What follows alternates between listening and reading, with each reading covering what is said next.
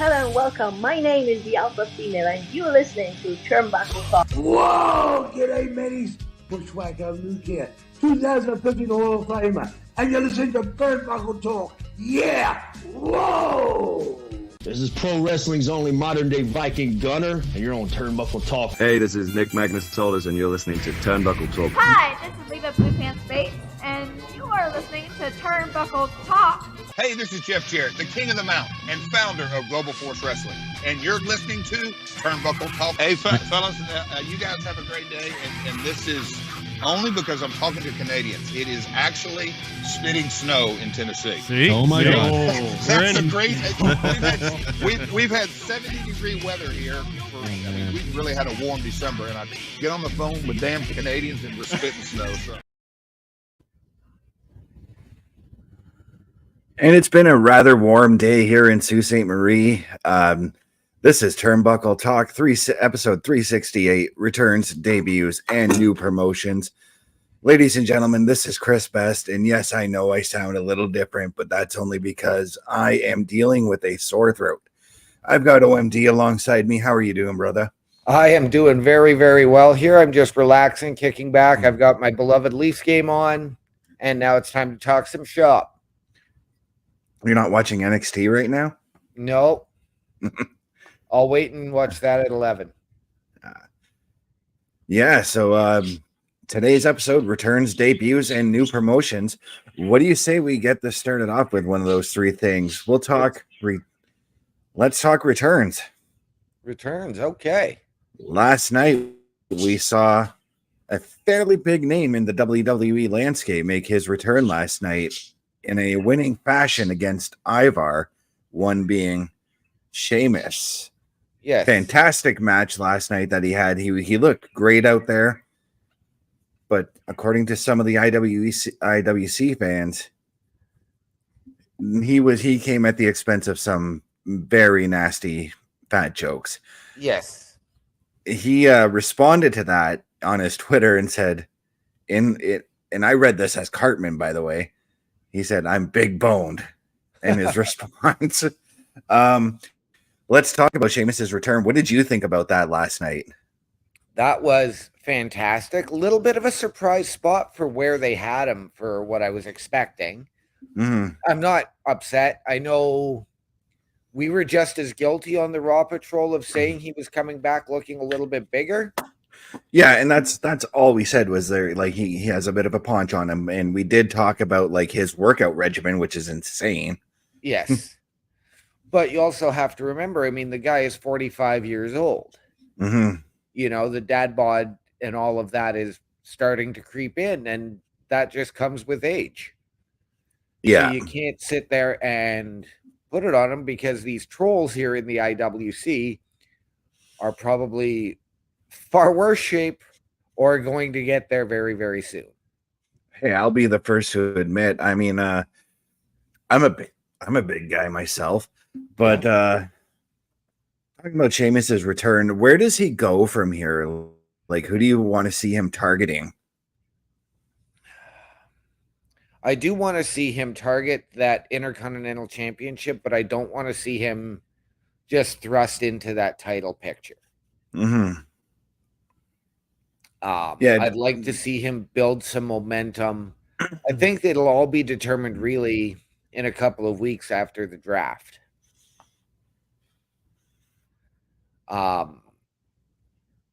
love to see him have a feud with Ivar or a feud with Bronson Reed. Get through the big guys.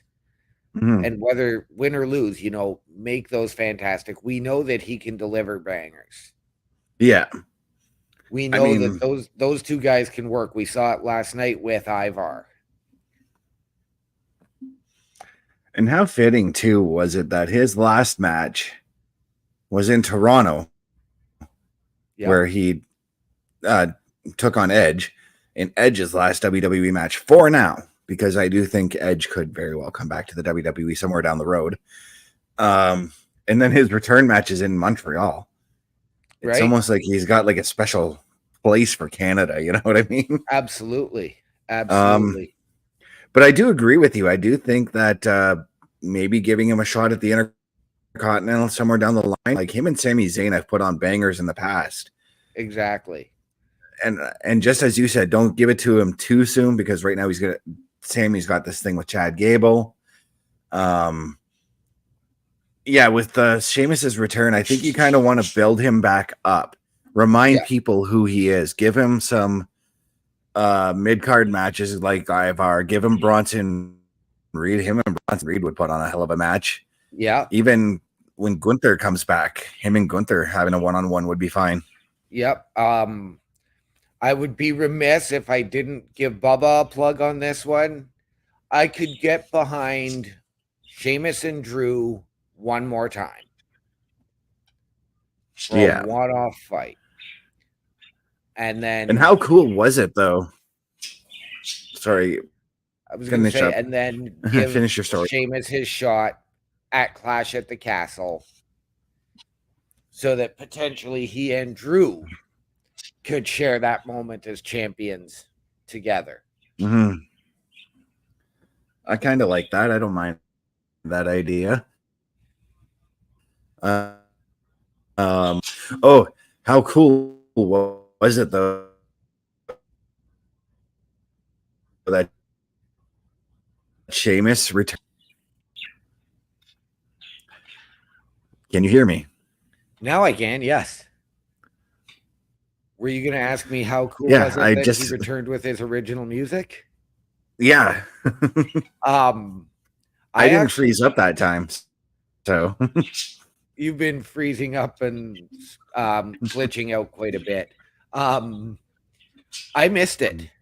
It was when you guys pointed it out, because I heard the original, like the start of his newer theme. I did not hear the lyrics. I did not hear any of that.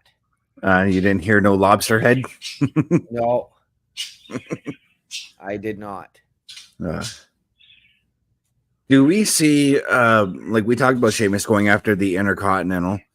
Do we see at one point Sheamus maybe makes a run, one last run for either the WWE World Heavyweight or the Undisputed title at some point? Absolutely. I don't think you can have this return without that. Because I do feel like this is going to be Sheamus's last run with the company before he rides off into the sunset. See, I don't. I think he's got a lot left in him. Mm-hmm. And I think we could revisit the classic Sheamus Randy Orton rivalry.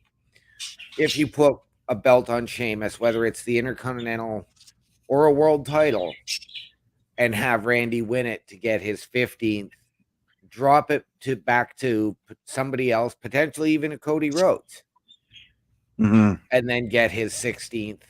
And I do believe I've said this for the last decade, that Randy is the guy that needs to break the record. You're talking the old Ric Flair record. Yes. Well, what WWE announces as the Ric Flair record. Yeah. Because right now I'm excited to see like what Sheamus can do. Because like I said, I do feel like this could be his last run.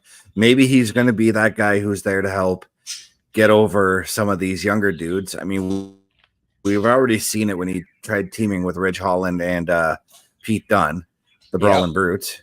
Yep. And that actually worked out for Pete Dunne. Not so much Ridge Holland right now. I mean, sort of Ridge Holland, but it's that I think they rushed Ridge even in NXT, and he was too green there, and then they rushed him up. Mm-hmm. So yes, he was able to sit under the learning curve of Sheamus, but then Sheamus got hurt, and they just kept feeding him to the wolves. Yeah, and now Ridge is working down in NXT, where he's the last thing I saw of him was the Sean Spears thing. Yeah. Yes, where, well, apparently now, like last week, he attacked Joe Gacy from behind with a chair to align with Spears. Yeah.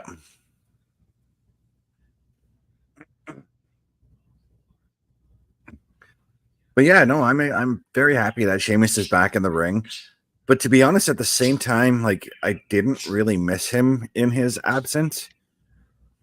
I did and I didn't, because you just get so used to it and you go with the flow, because injuries happen in this industry. Right. So you've got to just sort of take it as it comes and see who steps up. And I mean, the industry has flourished in his recovery time. Right. Yeah, because like when they said Sheamus returns this Friday, I'm like, and it didn't like, I wasn't like, oh, Sheamus was out. I'm like, wait, Sheamus is returning, and then it made me click in. I'm like, oh yeah, the last match he had was in August of last year. Yep. But yeah, like, I'm very, very intrigued to see how far this goes. Do I see him winning any of the championships? Maybe, maybe not, but we'll see how that plays out. Right. I'm glad he's returned to his theme, and I hope it's not a one-night thing like it was last night. Right. I hope it is a little bit more permanent, but if they do give him a better theme, I'd be all for that too. Yeah. I'd love to hear them add. I mean, I know we get it with Cole and McAfee doing the "It's fight night," but I'd love to hear that added at the start of his theme. Yeah. But yeah, Sheamus is back. He also cut a promo for on Raw for YouTube, where he said he's willing to take on all comers, essentially. Oh, did he? Sorry, you. Sorry about that. I froze completely out there. Yeah, I did. Your technical issues have been hitting tonight hard. Yeah. But yeah, he said he was willing to take on all comers. And that just, again, that opens up the floodgates for the amount of different feuds he could have. He doesn't necessarily have to do it all on Raw. With the draft on the way, he can go to NXT and do some matches there, which I think he'd be great doing there.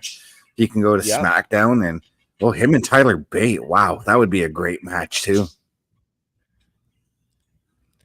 Him and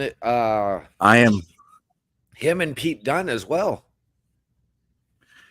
I am just thinking about all the matches I want to see Sheamus do now, and I'm just like, okay, I'm on board with this return now. Yep. Oh yes, absolutely. Yeah, so now that we're what do you say we move off the Sheamus train here, because like that was a fantastic return. Totally enjoyed it. Looking forward to seeing what he does next. Yes. But let's talk about since I've got NXT on the screen, there is a current NXT superstar who championed the debut of one Tama Tonga. Okay. That would be Carl Anderson. Okay. He made an appearance on Busting Out Radio to talk about, you know, his wrestling career and all that kind of thing. Right. And he goes on to talk about Tama Tonga's debut, because that was one of the subjects that they had brought up. And he said, if I just pull up the article here.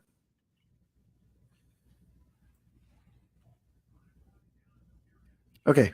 Yeah. So when he was over in New Japan, remember when he had that championship? I can't remember. I think it was the US title over there. Right. Before when he signed with the WWE. Well, New Japan, as you know, WWE allowed him to go and drop the title over there.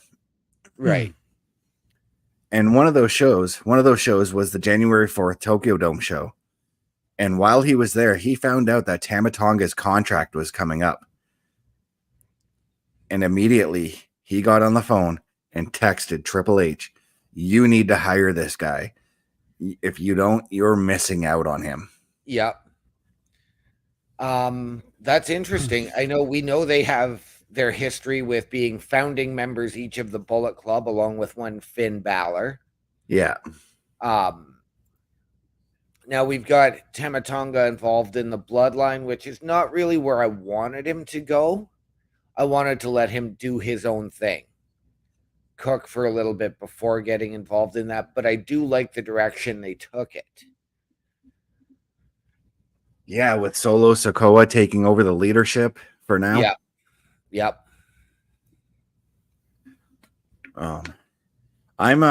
I've been a huge fan of Tama Tonga's for quite a number of years now. Yes. I've watched him in New Japan, and just knowing that he's Haku's son just adds that extra little bit of fear in me. And I believe I could be wrong, so please correct me if I am, but I believe that Tama Tonga was actually in WWE a number of years ago, back in the days of the battles between the Sin Caras, when there was Sin Cara El Negro and I cannot remember Sin Cara Blue.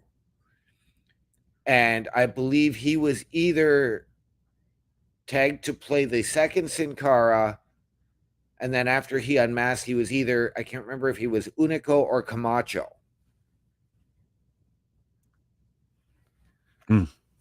You're thinking of his brother, I believe.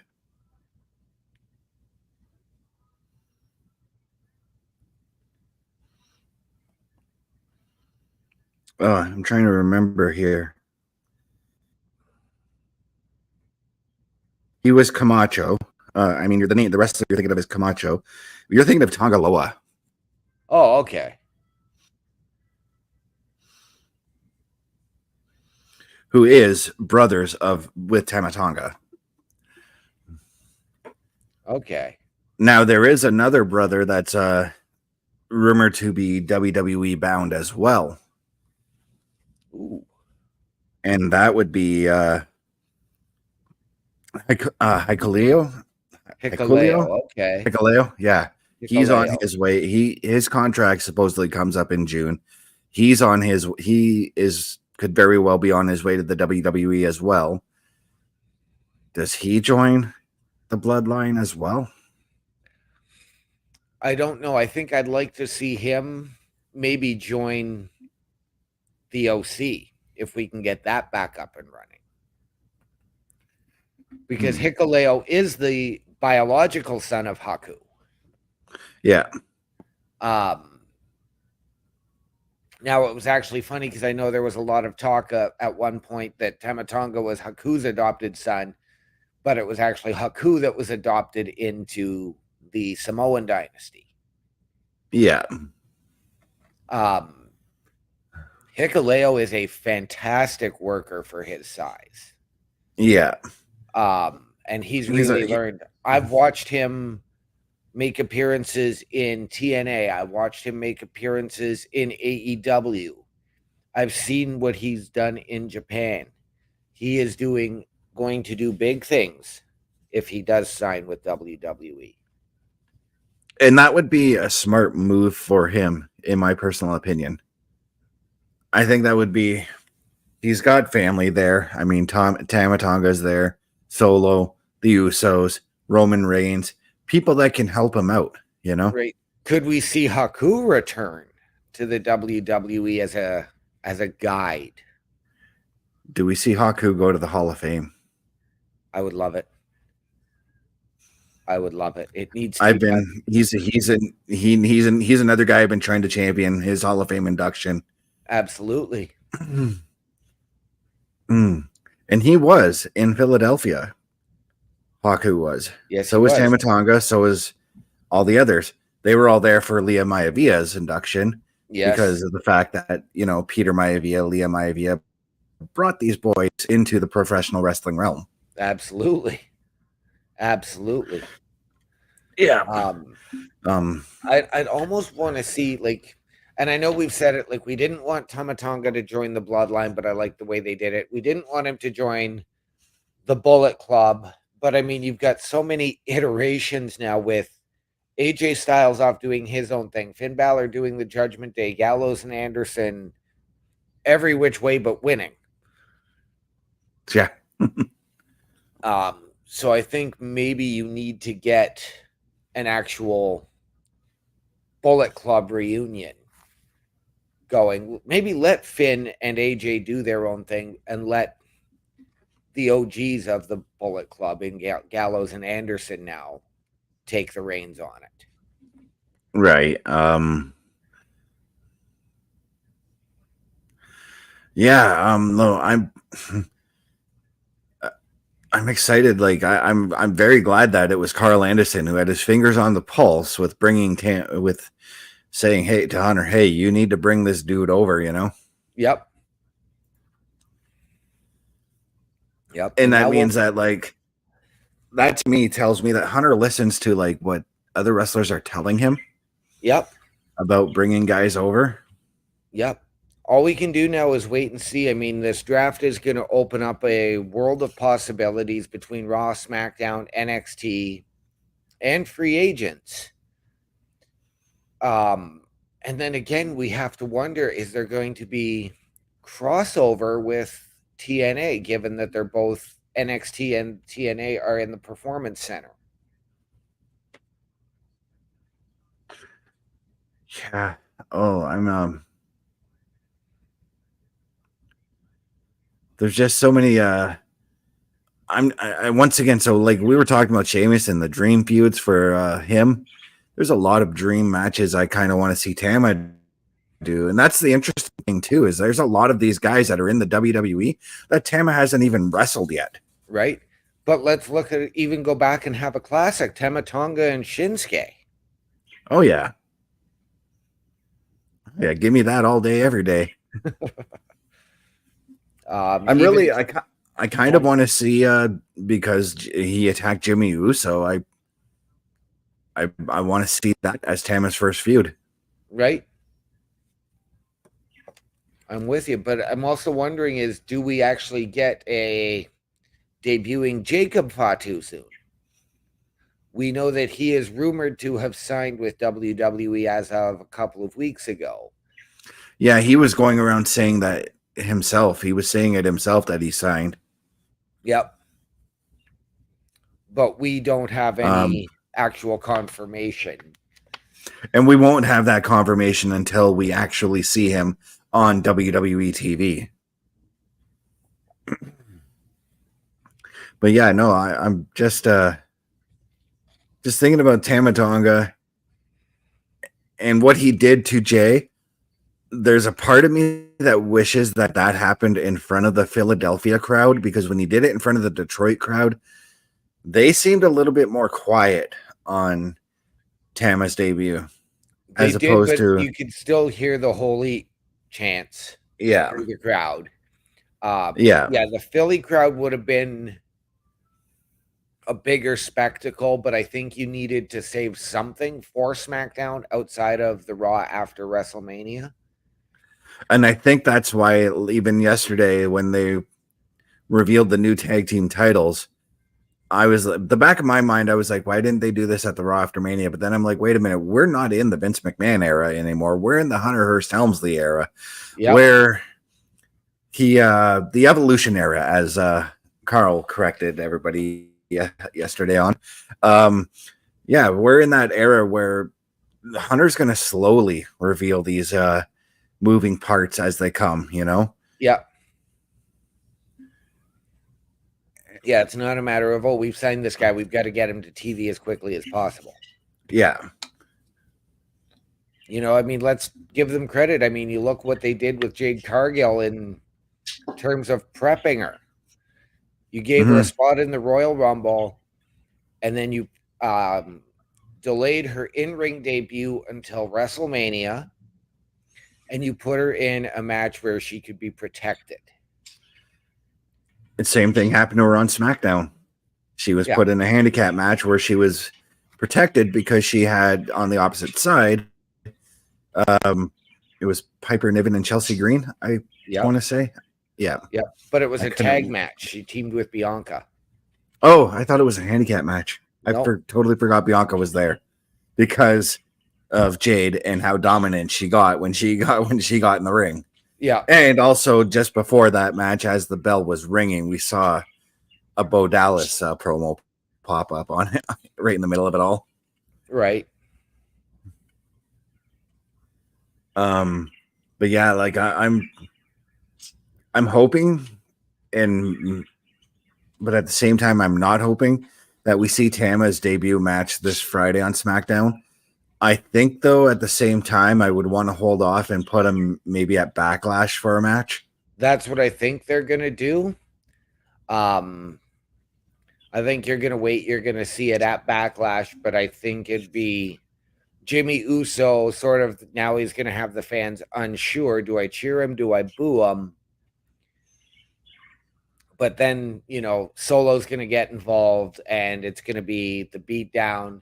And you still won't see Jay make the save because Jay's going to be focusing on his title. Yeah.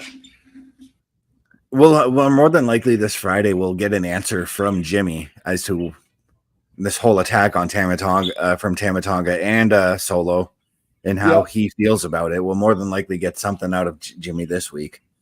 Yep. But that's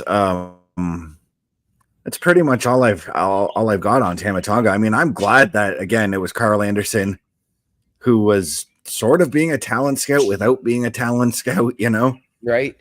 But I'll bet you, because I mean, we've seen WWE now start to allow these things in the past year and a half. We had Shinsuke go a year ago to Japan to face Antonio Inoki, or not Inoki, Great Muta I was going to say retirement tour. I was going to say, did Inoki rise from the dead for that match? Because he's been passed away for a while now. No, I was trying to think of Muta's other name. Oh, KJ Muto, his real name. Yes. So that's what it was. Yeah. So we've seen that they're more open to working with other companies now. Nick Khan wants this. So does Triple H. So does the next man in our stories, by the way. And this is a great segue. We're going to move on to Rossy Ogawa. Okay. Who has revealed the name of his new promotion, and he is calling it Marigold. Okay. Interesting. Now, it seems like every time I go to change up the story, I freeze out. Yes. Marigold. So, again, I don't know enough about Rossy Ogawa. I know that he's had other promotions. Now, is Marigold... He ran Stardom. Okay, so it was an all-female promotion. So is... Yeah. Marigold's going to be the exact same one. Yeah, exact same thing. It's going to be all-female. Julia has already agreed to do shows to help Rossy Ogawa get the promotion off the ground. When Rossy Ogawa left Stardom, he brought a bunch of women stars with him. There was a list. I can't find that list right now of wrestlers who are signed. Ogawa, on the other hand, has also said he would be open to lending wrestlers to the WWE. WWE is sending some wrestlers over to him as well. Nice. So, and I do think that this is because Rossy Ogawa was in Philadelphia at WrestleMania. He was there for Bull Nakano's induction. You saw him front row. You saw him front row center. I do think that there was some deals that were struck there. I would not be surprised. I mean, we saw Julia make her appearance in the crowd at Stand and Deliver. Yeah. Rossy Ogawa was beside her at that time. Oh, okay. As I read to you just before the show from Covalent TV, Julia is expected to make her debut in July at NXT Heatwave in Toronto. Yeah. Which, like I said, gives plenty of time for Julia to do her thing with Rossy, getting Marigold off the ground, because we reported on this months ago when Ogawa initially left Stardom that he was going to work on a new promotion, and we already knew at that point Julia was on her way to the WWE, and she decided at that time, this was around the Royal Rumble, we reported on this. She decided that she was going to stick around and help Rossy, because Rossy Ogawa was a dude that, you know, helped her get her off the ground, get her name out there. Right. And I'm excited to see this. I want to see the first show. Right. Yeah, again, because I don't know enough about Rossy Ogawa, I'm well aware of Stardom as a promotion. Because I remember hearing about it, reading about it. But again, I haven't watched it. I don't watch or follow enough Japan. And that's on me. I'll take that. That's me being ignorant as a wrestling fan. If on your IPTV, man, if you can find anything Japanese wrestling, tune in and check it out. I have to correct myself. The name of the full name of the promotion is actually Dream Star Fighting Marigold. Dream Star Fighting Marigold. Okay. So I do actually get New Japan Pro Thursdays at 10 o'clock following Impact on Access TV. Okay, so I've got a list of the wrestlers that he has. Go ahead and finish what you were going to say, though. I'm going to go through this list. However, New Japan has also announced that they are changing their showtime in the U.S. Oh. This is very, very interesting, especially for, say tomorrow night, when New Japan starts to go Wednesdays at 8 o'clock. Well, you know where I'm going to be tuning into if I can find it. Yeah. Sorry, I believe AEW. it's 8 o'clock, but it might be, I might be wrong on the 8 o'clock. It may be 10 o'clock, so right after. But it'll be, okay, in all honesty, I mean, I would actually be hitting that last channel and tuning back and forth between the shows. That's how I was when the TNA Monday Night Wars happened as well. Yeah. And I say TNA because we didn't get the WCW WWF Monday Night Wars. We got strictly Raw and had to wait till Wednesday for Nitro. Tuesdays. Oh yeah, Tuesdays at 4 o'clock. Right as soon as I got home from school, Nitro would be on. See, I would watch it Tuesdays at midnight. Yeah. Because Raw would be replayed at 4 o'clock. Yeah. It became Tuesdays at midnight for me as well because I started working in the call center sector. So I had to tape Nitro and then watch it. And then, though I don't remember much of the Monday Night Wars with TNA because that was not under Jeff Jarrett or Dixie Carter. That was under Hulk Hogan's regime. And that just failed miserably. There were some shining moments there. There were some. Not a lot, but some. Speaking of which, let's talk about some potential debuts because this weekend we do have a TNA pay-per-view on Saturday evening. Okay, but before we get that, I actually have some more news regarding Rossy Ogawa and Marigold. He has stated that the first event will be held at Korakuen Hall in Tokyo, May 20th, 2024. And he's calling it Marigold Fields Forever. Sorry, my sickness is not allowing me to focus here. It's going to be streaming on something called Wrestle Universe. Okay. I'm going to have to look into that because if it's a streaming service for wrestling from all different companies, sign me up. Right? Sign me up. Yeah. So what were you had mentioned TNA's got a show coming up this Friday or this weekend. Yes, TNA has a show coming up this Saturday night. Rebellion from the Palms in Las Vegas. With Nick Nemeth challenging Moose for the title. But again, as we've been hearing numerous times, we were sort of anticipating them last weekend at the Royal Rumble, but we follow that up with the AEW pay-per-view Dynasty this coming Sunday night.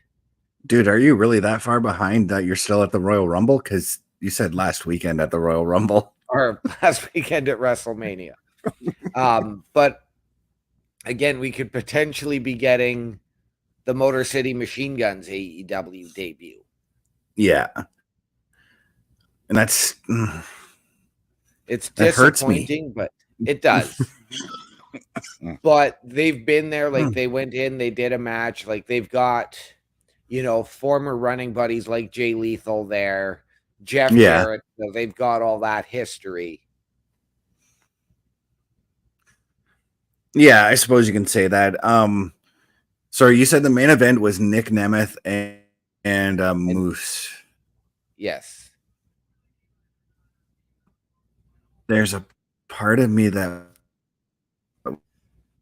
wants to see Nick Nemeth win, but I really think Nick Nemeth needs his time in the spotlight. I do as well, but I think that Moose needs to keep the title because he does deserve it. Mm-hmm.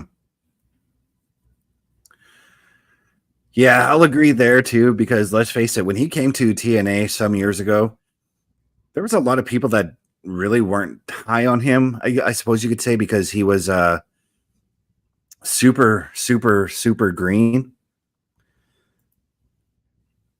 And they thought that putting the championship on him was a little too soon at that time, Right.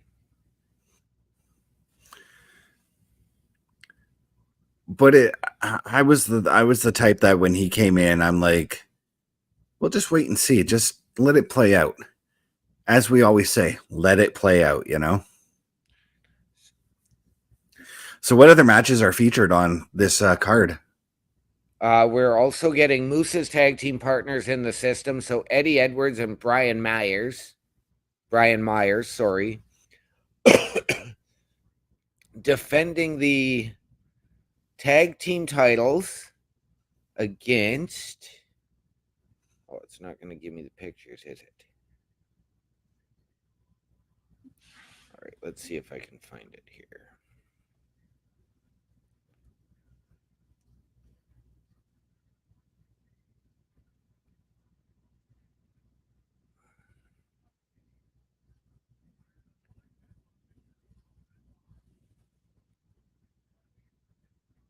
So we are going to get Jordan Grace defending the Knockouts Championship against Steph DeLander.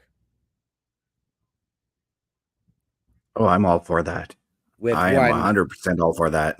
With one Matt Cardona in Steph's corner. Last man standing. Josh Alexander versus Hammerstone. Yes. Give me anything with Hammerstone, man. Mustafa Ali defends the X Division title. I almost said NXT title against Jake something. You know what? I actually, speaking of Jake something, I got to say, I really like his name because every time I hear it, I'm like, do we not know his last name or something like that? Well, we are getting... It works. Eddie Edwards and Brian Myers defending against Speedball Mountain, which is the team of Mike Bailey and Trent Seven. Okay, so when it comes to Trent Seven being in TNA, I'm happy he's there. But at the same time, I'm bummed out he's not in the WWE. Right. Him and Tyler Bate as Mustache Mountain. One of my favorite things about NXT UK. Yep. Then we are getting Full Metal Mayhem, otherwise known at one time as TLC, Eric Young and Frankie Kazarian. Oh, that's going to be a demolition derby mixed with good wrestling. And then former friends collide as Rich Swann with AJ Francis in his corner takes on Joe Hendry. Joe Hendry is one of the shining stars in TNA right now. Yes. I love everything he's been doing. Right? He is one that I think NXT needed him last year. Yeah. You could have brought him in, okay? Joe Hendry, you could have brought him in and reignited his feud with Joe Coffey that they had in WCPW, because they had some fantastic matches in WCPW. And on the pre-show, we are getting the tag team of Decay defending the Knockouts Tag Team Championship. So Rosemary and Havoc versus the team of Spitfire, whoever they are. And a 6-man tag match, which is the Rascals and Myron Reed taking on ABC and Leon Slater. Should be interesting to see regardless. I mean, yes. Joe Hendry is enough for me to want to check out the show, because as I've said, I just love Joe Hendry. I love everything he does. Wait. You said his name, but he hasn't appeared. Yeah. I said his name about 3 times now. Where is he? Dang it, Joe Hendry. Oh, geez. But no, I'm not one for tuning in for TNA pay-per-views, but I may find a way to watch it. Yep. I may find a way to watch it. For me, it's going to depend on NHL playoffs on Saturday night. You can still watch it afterwards if you find certain routes to watch it. Yes. But I hate to bring us down a little bit, but I kind of have to do this. Okay. So you've seen the movie Beyond the Mat countless times, as have I. One of the independent wrestlers who was on that show passed away over the weekend. That being pro wrestler Tony Jones. Started in Beyond the Mat. Had a great outing for his the audition scenes that he did. JR gave him praise. Mankind gave him praise. Even Jim Cornette gave him praise. But he just he couldn't quite get over that hump. He had that he had that audition with why is his name escaping me right now? It's not Mike Mondo, Mike Modest.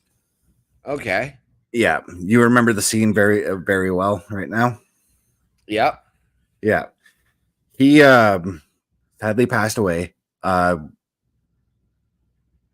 Age 54, I think it was 54.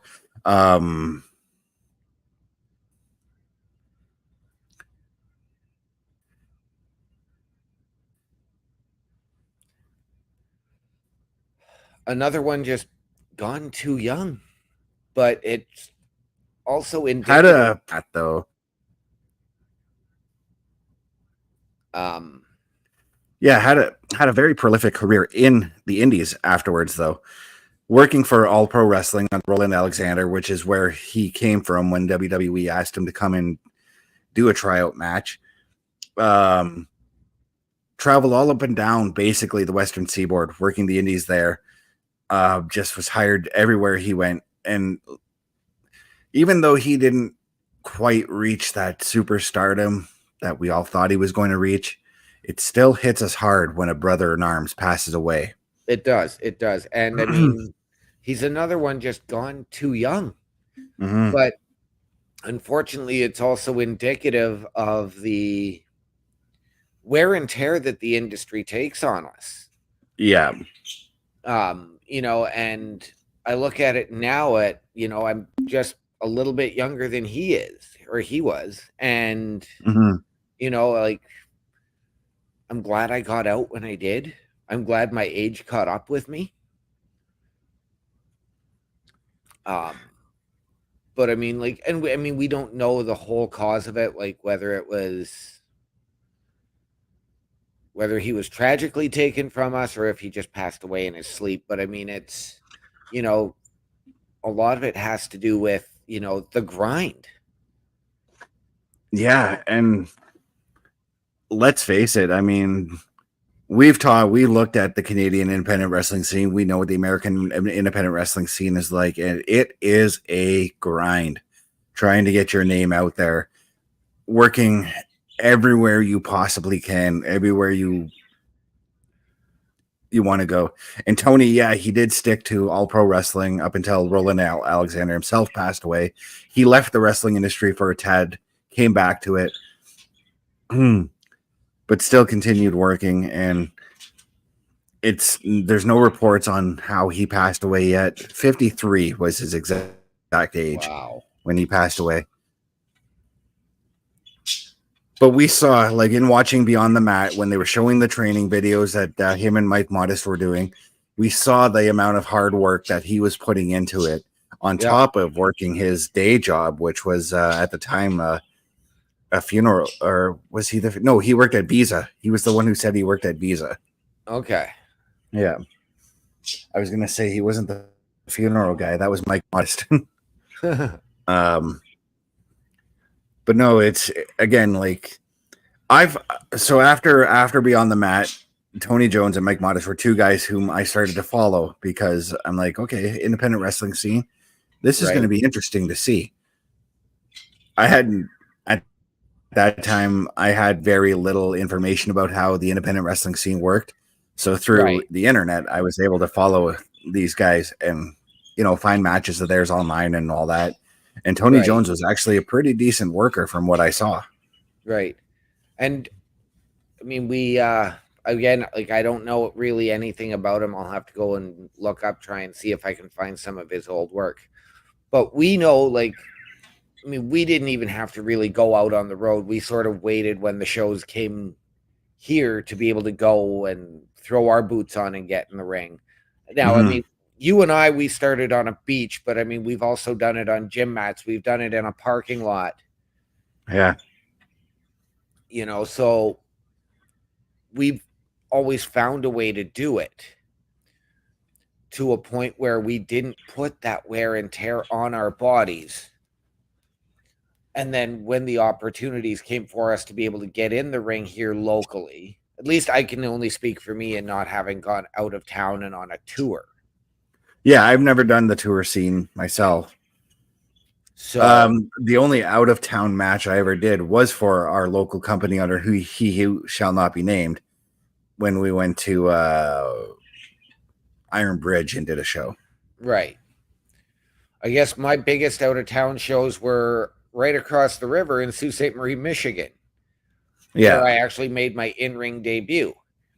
Was that under Bucky? That was. Okay. That was. And I was teaming with one Carl Carafel and he who shall not be named in a 3-on-1 gauntlet match for the SWA title. Hey, and now that you mentioned Carl Carafel, we should preface this by saying he is not with us tonight. He is off doing his shoot job. He's off. He's on patrol surveying the streets of Sault Ste. Marie tonight. Yes, yes. But as we've been talking about the independent scene and the grind, I know we really can't see it, but I do have a T-shirt right up here for one Zandra Lee, who is a Canadian female independent wrestler from, is it Thunder Bay or North Bay? I can't remember what she told me. It's been a couple of months since I spoke to her, so. But she is another fantastic talent, and I'm hoping she will come back here soon as we prep for another independent show to be coming our way in mid-June. That's right. We've got CWE announcing its next set of tour dates. June 15th, it'll be coming through our town, Sault Ste. Marie. And let's just say for who's joining in, you're looking at the real deal now. D'Lo Brown is Bob going to your be head Bob your head as you walk to the ring. Put the arms out. Yep. D'Lo Brown is going to be joining in, and this will be the second Nation of Domination member that I've met who's been on the CWE tours. Yes. The first one being Savio Vega. Yes. A lot of people tend to forget that Savio Vega was once a member of the Nation of Domination. Yes, he was. Yes, he was. With D'Lo Brown, by the way, because D'Lo was one of the many bodyguards. Yes, before he became an actual competitor, or what we were allowed to see him become an actual competitor. Yeah, because the first bump I do remember seeing D'Lo take was when Ahmed Johnson gave him a Pearl River plunge on top of a truck. Yep.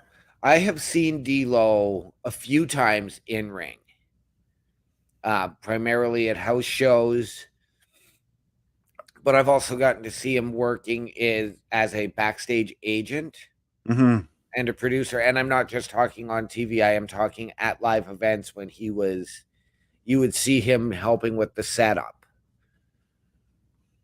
You just triggered a memory of mine too. I too actually got to see D'Lo Brown wrestle live. It was back in 2006. He was on his way out from the WWE at that time for his first time. Okay. And he had a dark match at Unforgiven 06 against Super Crazy. Okay. So we know that what D'Lo brings to the table. And again, I'm just hoping, like, I haven't heard, I had other friends besides yourself and Carl that were at that show with Savio, but a lot of them came back with reviews that he really didn't do much, and they weren't sure if it was just because of the size of the ring or because of his age. Savio did a lot. Savio pulled double duty that night. Right. Triple duty if you want to count like him meeting with the fans and everything. Right. So I think it was more with, because he was in the main event, which was an 8-man tag, which that's where they really said that he really didn't do a lot other than go in and get the fall. But I wasn't there, I can't speak to it. And then those fans missed out on the first 5 minutes when everyone was brawling across the arena. Yeah, because Savio was right in the thick of it. Right, I wasn't there. I can't speak to it. But I'm just so D'Lo. Okay, so D'Lo Brown was my most favorite Nation member. I loved everything D'Lo did, and I will tell him that when I meet him. Yes, and I hope he has the European Championship with him. Because that would be awesome. We talk about titles that were synonymous with people. That title, the European title, was synonymous with D'Lo Brown. Yes. I've been to CWE shows at other locations, other venues, but over the tour, they were doing draws and you'd have to buy a ticket. But the grand prize overall from the tour was to win, I believe it was the WCW Cruiserweight Championship. Oh, that'd be cool. I believe that was when Psychosis was here. Which time code though? Because he's come up a few times. Psychosis, I only got to one show with him. Hoovy was here, but I didn't get to that show. But I did get to meet Hoovy when I was working at Tim Hortons, because him, along with Jimmy Jacobs, Vinny Marcellia, a.k.a. Vincent, and TK O'Ryan all came into my Tim Hortons for lunch. But yeah, oh my God, just thinking about D'Lo Brown coming into the suit. Like I said, he's one of my most favorite members of the Nation of Domination. Loved everything he did. He was just gold when he the chest protector. Oh my God, I want him to bring the chest protector too. Right. Right. Now, I don't believe I have anything that I am committed to that night, so you can probably make a safe bet that OMD will be at the CWE. And you will be repping that TBT, that Turnbuckle Talk, or that TBS, Turnbuckle Studios. That's right. That's right. Not right. What I said initially rhymed, and you know it rhymed. Yeah, that's why I went with that. Oh my God. I'm just, so when I saw the news, I was in the middle of like, kind of waking up, and I'm like, oh, okay, D'Lo Brown's coming. And then it's now sinking in, you know what I mean? And I'm just, yes, I can't wait to meet D'Lo. I can't wait to get a picture with him. Right. The one guy that I would love to see come, and probably my all-time favorite Nation member, would be the Godfather, Kama. We've gotten to see him live. Yeah, we did. I know that him and D'Lo still talk. So if D'Lo had a pleasant experience, Yeah. And he doesn't even need to get into the ring and wrestle, but I don't even know if he does the appearances anymore, because I know that Godfather is very busy with his other business interests. He still does. We're not talking about pimping. We're talking about his other business interests. Yeah, his clubs that he runs. Yeah, but yeah, he still does appearances. He just has to make time for them. I know. There's a conference in New Jersey that he frequently goes to. I can't remember what it was called, but I know that I know he can make the time, right, for sure. But yeah, I'm excited. I'm excited to see who's all going to be on the card. Yeah, that's the one thing I'm looking forward to now is the card. And the other thing that I'm going to hope for is that D'Lo brings his cut from the Aces and Eights in TNA. He probably will. I want to see the chest protector, his cut, the European title, maybe the Attitude Era Intercontinental title that he had. Did he have any titles in NWA? I'm not sure. I feel like he held the NWA heavyweight title at one time. He might have. I know he challenged AJ Styles in the early days of NWA for that title. Right. But I don't remember if he's ever held it. But yeah, this is going to be D'Lo Brown. I'm excited, But what do you say? There's a. Let me see here. Okay, that already covered that story. We just did the CWE. This is an interesting story, a little tidbit that I came across here. But let me see here if I can find it here. In Uganda, there is a pro wrestling school. I'm trying to catch the name of it here. Oh, Soft Ground Wrestling Uganda, it's called. What they're doing, it's run by a guy who was a pro wrestler in Africa. He's long retired. He's training youth in the world of pro wrestling. They don't have a ring right now, so all their training is actually done in mud with bamboo poles and twine being used for ropes. They are properly trained. I've watched some of the matches already that they've done. They're doing the moves correctly and everything like that.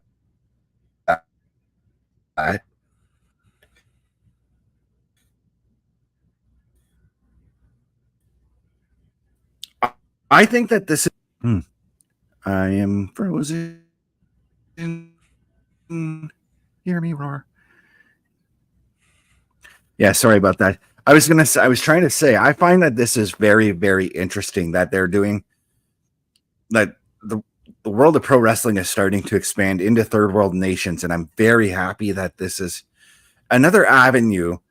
As the guy who's running it had said, this is an avenue where he can take kids who want to learn pro wrestling, who have been watching pro wrestling, WWE and all that on TV in Uganda, and want to learn it. He said this is an avenue for kids to get out of the the world of crime, because Uganda is a very crime-ridden country. It is. I like that somebody's taking this initiative and doing this.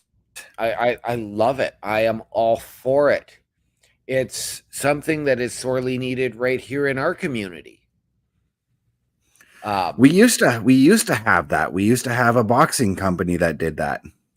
Yep. But we do have a couple of MMA companies. Mm-hmm. But we do need to get something, again, to keep the kids off the street, to keep them from getting into the opioids and the crime. And so I love it. And the fact that this is being done in a like war-torn, ravaged country is fantastic. I am all for it. So congratulations and big ups to this man. Yeah, the guy is named Boomba. It's a really interesting name, but no, he's charging 100,000 shillings in Ugandan dollars. It's an equivalent to 26 Canadian dollars, give or take, which is actually really cheap for a pro wrestling school, by the way. Right. But no, he trains the guys. They hold weekly matches. He uploads them onto YouTube. There's no ring right now. However, there is a GoFundMe that's been put out there for people to donate to this company to getting a ring. Jordan Grace has already sent in a donation. Will Ospreay has done the same thing. And I've got the link to that to that here. It's gofundme.com/f/save-underground-Uganda wrestling.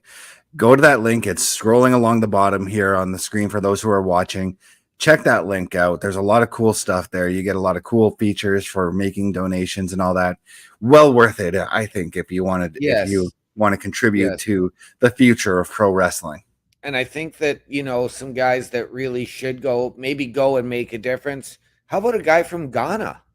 Maybe go down and not just make a donation, but maybe make an appearance. How about maybe a giant from Nigeria go and make an appearance just to go say hello? Mm-hmm. And that's not to knock against Kofi, because Kofi has already been working, getting pro wrestling elevated in the South African market. Right. He could definitely go and do that. To Uganda. I'm losing my voice here. Hang on a second. I'm not trying to knock on Kofi or Omos. I'm trying to encourage them to go and, just make their presence known, show their support for this man and for this company. Mm-hmm. I think it's just, I think it's just completely friggin' cool that they're doing this.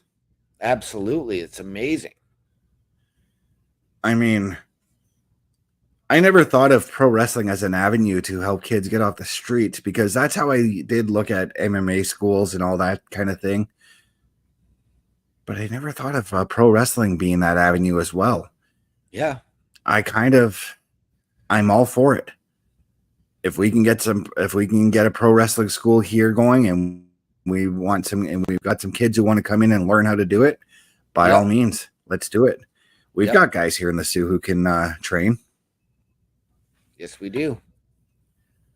What do you think on that note, brother? We wrap it up, since we are well over the 1 hour mark that we do for the show. I'm thinking that we've hit that time. I think we've peaked. And my throat is really starting to go right now. Well, then what I will do is, how about you hit them up with your... Okay. So, people, if you want to find me, you can find me on Facebook at Daniel Hrycyk, Hrycyk. On Snapchat, One Man Dynamic, capitals on OM and D, on Twitch, OMD17, and on Discord at OMD6370. Visually, you can catch me right here every Monday night with Chris Best, Carl Carafel, Run-In Parish, and Bubba Duke on the Raw Patrol. Every Tuesday right here with Chris Best and Carl Carafel on Turnbuckle Talk. Every Thursday on the Boar's Nest with Bubba Duke. And now, every Monday at 7 p.m. with our friends over at the Window Lickers. The voice, Joshua Joseph, the Bulkster, Terry Hans, Bubba Duke, and myself as we do a Raw review preview show. All right, sweet deal. And I lost my spot here. Okay, here's my socials here. You can find me youtube.com at CBRS Entertainment, twitch.tv at CBRS_entertainment, threads.net at CBSFilms83, facebook.com, Chris.best83, tiktok.com, CBRS.entertainment. You can look for me this Friday, provided my throat can hold up, as I do the second episode of the Chris Damage My Rice story on WWE 2K24. You can also look for me this Saturday doing Saturday Night Gaming, where I continue the adventures of Nathan Drake and Uncharted 3. You can look for me Monday nights alongside this fella here, OMD, 8 p.m. Eastern, as we do the Raw Patrol alongside Carl Carafel, Bubba Duke, and Chris Parrish.